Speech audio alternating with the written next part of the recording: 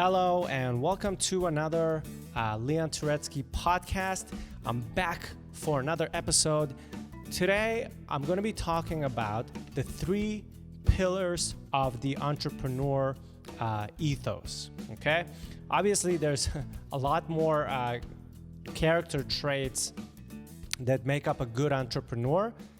Today, I'm just going to be focusing on 3 fundamental ones that I feel like if you're going to be a business owner, if you're going to be an entrepreneur, you must possess these traits.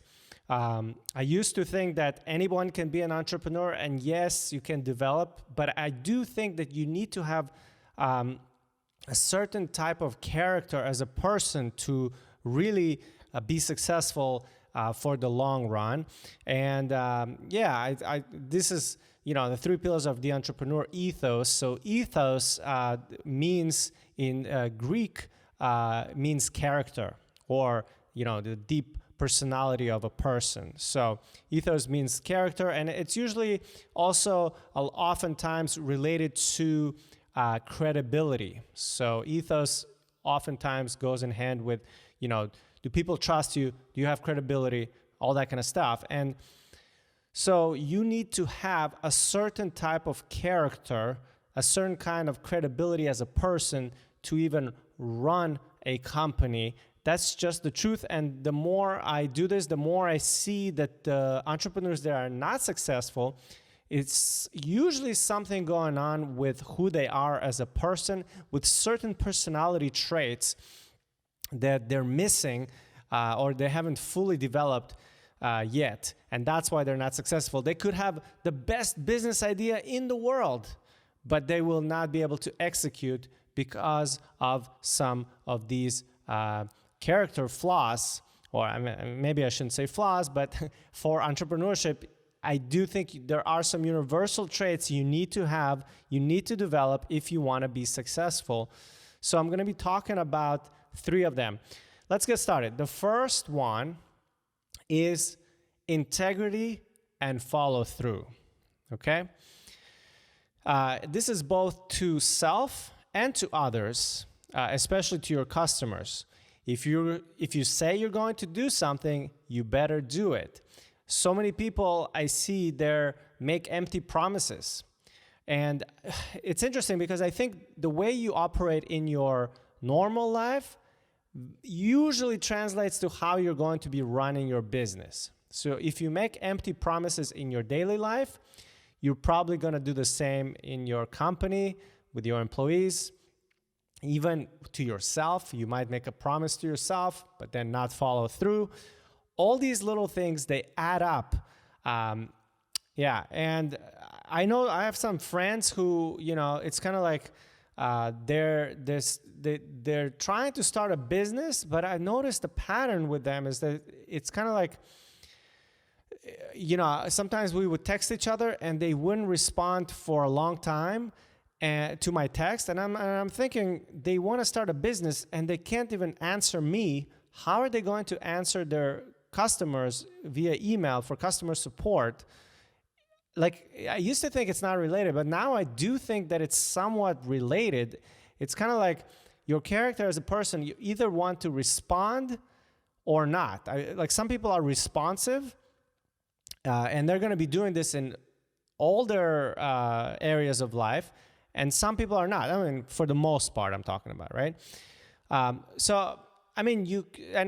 do think you can develop this. It's like a muscle, it's like a habit that you can train, so to speak, So if you're seeing yourself that you're out of integrity or you're not following through in certain areas of your life, especially with other people, start noticing that and start changing your behavior, because again, that will impact how you do your business as well, most likely, yeah? There is a quote that I have here from Ralph Waldo Emerson, who said, "What you do speaks so loudly, I can't hear what you're saying." What you do speaks so loudly, I can't hear what you're saying. What this means is that you could say all the things that you want. You can have grand plans and all that kind of stuff. But if you can't execute on what you said. Like, so basically, in this specific quote, it's talking about how your actions speak louder than words. Okay, so you could say, I want to be the best entrepreneur. I want to make this much money. I want to make this much impact on the world, on my customers, whatever, serve people. But if your actions and your follow through isn't there, it doesn't matter. So it's always best to judge people, in my opinion, based on their actions, based on their behavior, not really what they say. Because a lot of people talk a big game, but they don't have enough integrity, enough follow through to actually execute on what it is that they're saying out loud, okay? So, with integrity, also you have things like, if you say you're gonna follow up via email with someone, make sure you do that. If you say you're gonna deliver a product at this time, make sure you deliver it on time. Communicate, be transparent about your company and what's going on. That's also all part of integrity and follow through. Super important to be a successful entrepreneur and to run a company, okay? Now, let's move on to the second pillar, which I call leadership ability, okay? So you have to have this ingrained leader inside of you. I realize for me, I'm sort of I'm not trying to brag, but I do feel that I have a certain natural leadership ability. It's hard for me not to be the leader in almost any group that I go into. It's part of it is leading other people and selling them on your vision and getting them excited to follow you. It's also being the kind of person that others want to follow, okay? So if you have a team of people that you're working with, or you have employees or contractors, they have to see you as the person that they want to follow. So you have to be a good enough leader that others want to do work for. If you're the kind of person that nobody wants to work for, you're not gonna get really far. So that is also part of leadership ability. It's basically having a vision and seeing things from the perspective of a leader. So it's like you have to kind of look ahead and make a plan, see a vision, and know that it's going to work. It's like you want to see things on a macro level instead of a micro level. So your employees, they might only work on one part of the business. They might only see one small piece of the puzzle. Let's say you have somebody who's answering emails. That's all they're doing. Customer service. You have another person who does video editing or graphic designer. That's all good. But they're not the leader. They're not seeing the full picture. They're not seeing how what they're doing is affecting the entire business. As a leader, you have to see how it all fits together. You have to see how the graphic designer works together with what the web developer wants, with your marketing message, and how it all relates to your customers and your customer service and delivering on your promises. So all of that ties in together. As a leader, you have to see that full picture. That is your job. So this is leadership ability. And part of it is also being the kind of person that steps into the front lines and is vulnerable. We'll take the first arrow if it hits.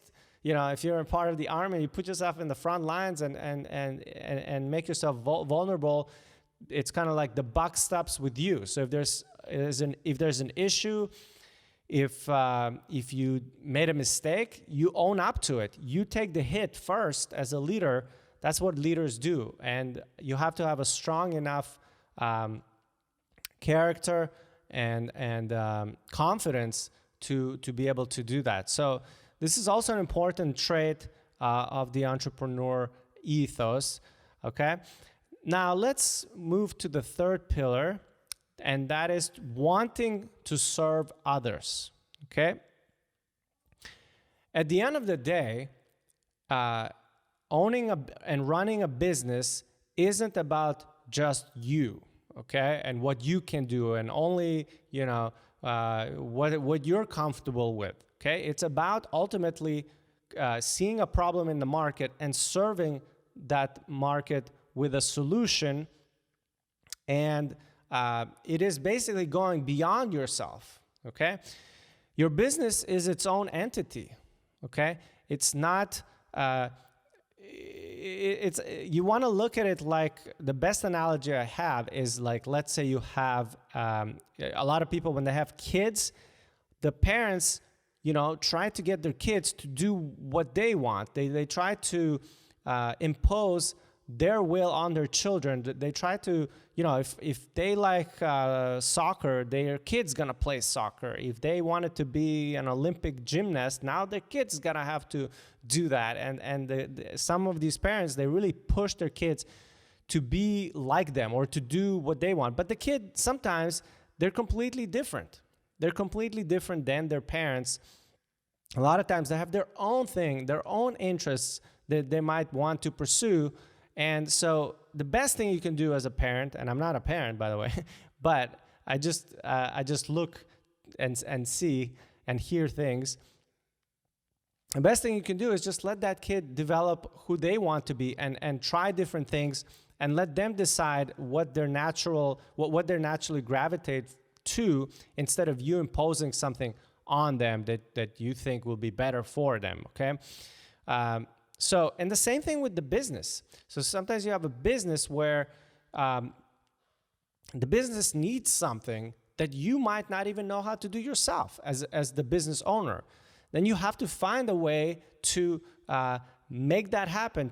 Because you want to serve your clients and your customers, you're gonna have to find a way to bring, to get the business to do what it needs to do in order for it to serve your customers in the right way.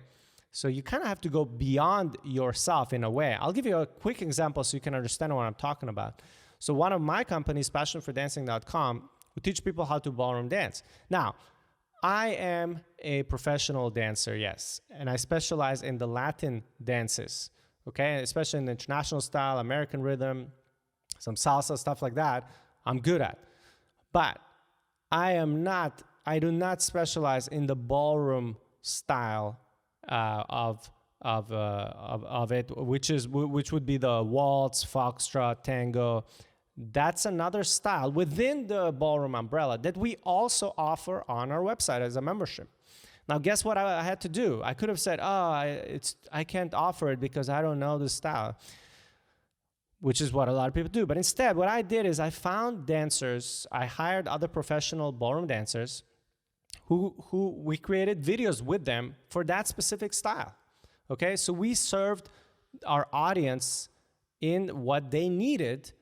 Even though I myself don't know that style, I got it figured out. I got other people who could do that style. And now we have a full, robust offering to the person that wants to become a member. Because otherwise, we would have only had half the dances that we could offer. And, a lot of people, they like to do it all. They like to do a little waltz, a little cha-cha, a little this, a little that. And so we needed to make sure that we have all of those offerings in place. But again, it didn't just depend on me and what I know only. That would have been limited. And so when you're thinking about running a company and becoming an entrepreneur, you need to figure out, what does your audience want? And then figure out a way how to give it to them, even if it's something beyond what you know. Just hire somebody, consult with someone. Utilize other people's expertise as well, okay? So that's important. So again, let's just summarize here the 3 pillars that I'm talking about today. The first one was integrity and follow through. The second one was leadership ability. And the third one was wanting to serve others. So I hope you enjoyed this episode. Let me know what you think about it. Make sure you like this video, subscribe to this YouTube channel, or also subscribe and review us on iTunes if you're listening to this. And I'll see you guys next time.